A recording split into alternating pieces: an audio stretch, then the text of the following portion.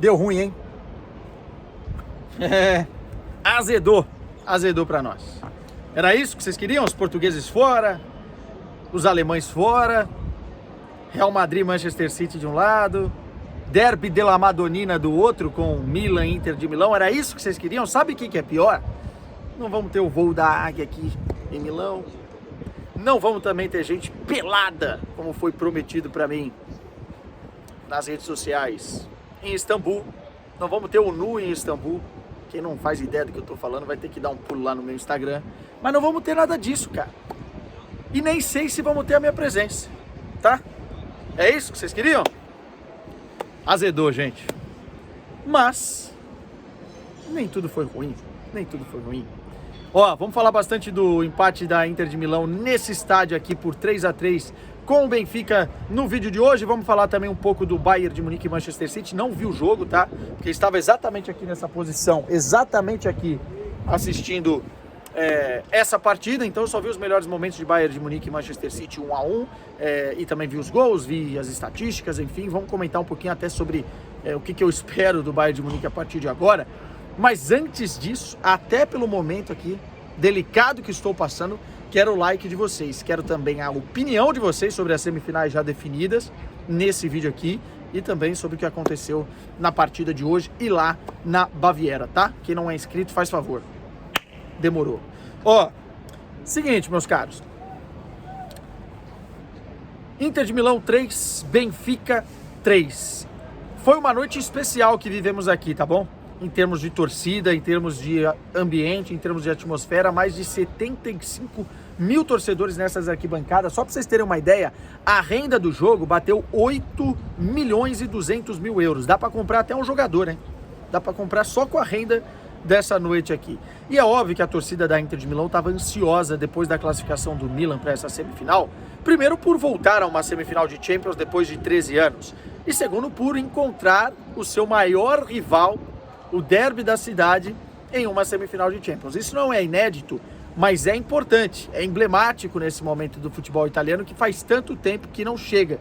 E isso já garante também um italiano na grande decisão desta Liga dos Campeões que acontece dia 10 de junho lá em Istambul, sem gente pelada.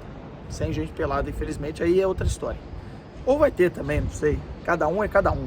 Agora, no jogo daqui, é muito fácil, muito mais fácil você jogar com 2-0 a seu favor. Benfica não perdeu a classificação hoje aqui. Benfica perdeu no Estádio da Luz. A Inter de Milão entrou muito confortável em campo. Mesma formação de lá, mesma formação da Luz. O Inzaghi é um cara muito conservador. Ele fez as mesmas substituições durante o jogo também. E ele sabia o que tinha que fazer. Sabia que tinha que pressionar alto o Benfica para tentar ali criar uma ansiedade nos encarnados, até porque isso aconteceu. O Benfica no início do jogo estava errando muitos passes, perdendo muitos duelos, coisas que o Benfica não costuma. Que barulho, vai saber o que é. Coisa que o Benfica não costuma fazer, mas até pela necessidade o Benfica estava mais ansioso. E a Inter controlando as ações, muito bem escapando e explorando os espaços benfiquistas.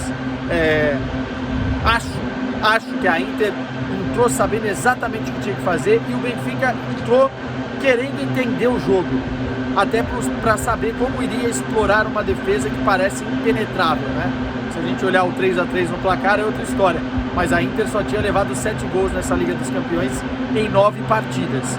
Então assim, a Inter de Milão tinha o resultado no bolso e soube explorar isso. Fez 1-0 com méritos, né?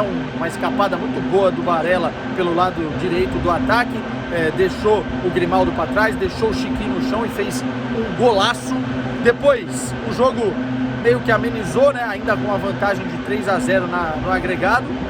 O Benfica conseguiu empatar a partida e aí crescer um pouco mais nessa eliminatória, se é que isso era possível, né? Uma boa jogada da direita, encontrando um cruzamento, o Ausner na área, uma bola indefensável do Naná. É verdade que o Naná já tinha feito outras 2 defesas, numa falta do Grimaldo e numa cabeçada, e o Benfica conseguiu ali dar um respiro, talvez um sentimento de esperança, mas aí é que é o problema.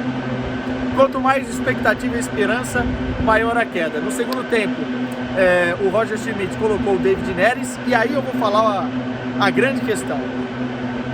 eu não fujo desse assunto aqui, já falei para vocês, o David Neres seria titular e é titular em qualquer equipe portuguesa. No Benfica ele tem que ser titular, e eu teria começado com ele como titular nessa partida, só que tem um porém, ele não estava 100% fisicamente, segundo o próprio Roger Schmidt me disse um dia antes, na prévia da partida, ele não estava 100%. Ele teve um probleminha contra o Chaves, foi substituído, e nesse jogo ele poderia começar jogando, mas o Schmidt resolveu esperar para colocar ele em campo, talvez pensando que o Benfica poderia ter aí uma prorrogação, né, e querer usar o Neres por mais tempo no momento mais decisivo da partida. E assim o fez. Eu teria feito o contrário. Eu teria colocado o David Neres em campo logo de início para dar aquele abafa para surpreender, porque é um jogador que quebra a linha, muito criativo, 1 contra 1, bom de passe, bom de jogada de linha de fundo. Eu teria colocado ele. E aí a gente viu no primeiro tempo, no contexto geral das duas partidas, também uma grande mais-valia da equipe da Inter de Milão, que é essa organização defensiva, 3 zagueiros sabendo muito bem o que estão fazendo, os alas voltando para marcar, aquele ferrolho bem organizado com uma saída interessante de bola, o Dzeko escorando as bolas longas que são lançadas, enfim, especialmente na parte defensiva, conseguiram cachotar ali, fazer uma arapuca, uma armadilha para o principal goleador benfiquista. O Gonçalo Ramos não jogou no primeiro jogo, não jogou no segundo, tanto que ele foi substituído. Ele teve que sair várias vezes, o mapa de calor mostra isso, ele teve que sair várias vezes da área para tentar achar alguma coisa e não arrumou nada.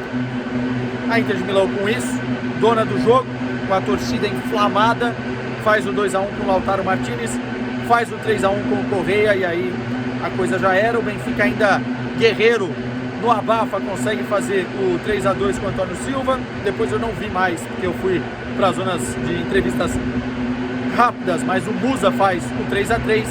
E nas contas gerais do Benfica, pensando no que foi essa Liga dos Campeões, é óbvio que quanto mais expectativa, como eu disse, maior a queda, mas não foi ruim chegar até umas quartas de final. Pelo segundo ano consecutivo, o Benfica consegue fazer isso, e para as contas, para o orçamento, para os objetivos traçados no início da temporada, isso está maravilhoso. É óbvio, quando você olha para uma chave com Inter de Milão e Milan, você vê que era possível, por exemplo, chegar numa final que seria espetacular para a equipe benfiquista e que seria histórica.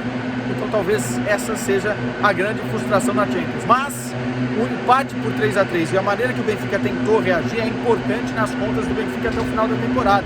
Se tivesse 4 derrotas seguidas aí, seria muito ruim. Então o Benfica tinha 3 derrotas seguidas, agora consegue arrancar um empate nessa casa, nessa atmosfera, que talvez dê um boost e uma confiança para o próximo jogo dos encarnados.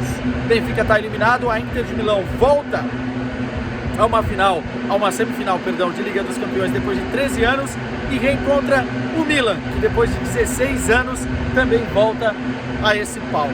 O cara vem aqui soprando tudo com esse barulho aqui, gente. Se tiver ruim o áudio, aí também não tem o que fazer. Mas a grande realidade é que teremos o Derby della Madonnina, e essa cidade aqui, se acostumem com esse estádio, hein? Porque essa cidade vai receber 2 grandes jogos de futebol e realmente tem um tempero especial você ter um derby, independentemente de qual país for, num momento tão bom, num patamar tão bom da competição. Vamos viajar até a Alemanha para falar um pouquinho do Bayern de Munique. Aconteceu o que já era esperado, né? Um jogo difícil, um jogo que o Bayern não conseguiria superar os 3-0 da primeira partida, e como eu disse do Benfica, o Bayern perdeu a classificação no Etihad Stadium. Ainda teve o Haaland perdendo o pênalti na primeira parte, que deu ainda uma esperança ali para os bávaros. O time foi bem no primeiro tempo da partida, criou algumas oportunidades, mas a verdade é que não foi suficiente. E o empate de 1-1 também mostra um pouquinho que calma, né? O Manchester City é fabuloso, fantástico, mas o Bayern, mesmo na desorganização que estava, não ia tomar outra pancada do Manchester City, especialmente na Allianz Arena. Mas fica um alerta à diretoria do Bayern de Munique, que na verdade deveria alguém pelo menos assumir a culpa e falar: ó, eu errei, tchau, pega o boné e vai embora, do que eles fizeram com o Bayern nessa temporada. Trocaram o treinador para não perder a tríplice coroa. Perderam a Pokal nas quartas de final, perderam de uma forma muito ruim, porque não podia ter perdido 3-0 o primeiro jogo do Manchester City, nas quartas de final da Champions. E agora, meu amigo, vão ter que juntar os cacos para continuar tentando na Bundesliga, porque se vacilar, o Dortmund pode acordar a qualquer momento e conseguir brigar pelo título, né? Tá muito pau a pau ali e a coisa pode ficar ainda pior. Que temporada para esquecer do Bayern de Munique, uma temporada que poderia ser de muito sucesso. Não se demite um treinador como Julian Nagelsmann no meio da temporada por conta de problemas no vestiário. Se resolve, senta com os jogadores e conversa, senta com o treinador e conversa e resolvam. Não se demite.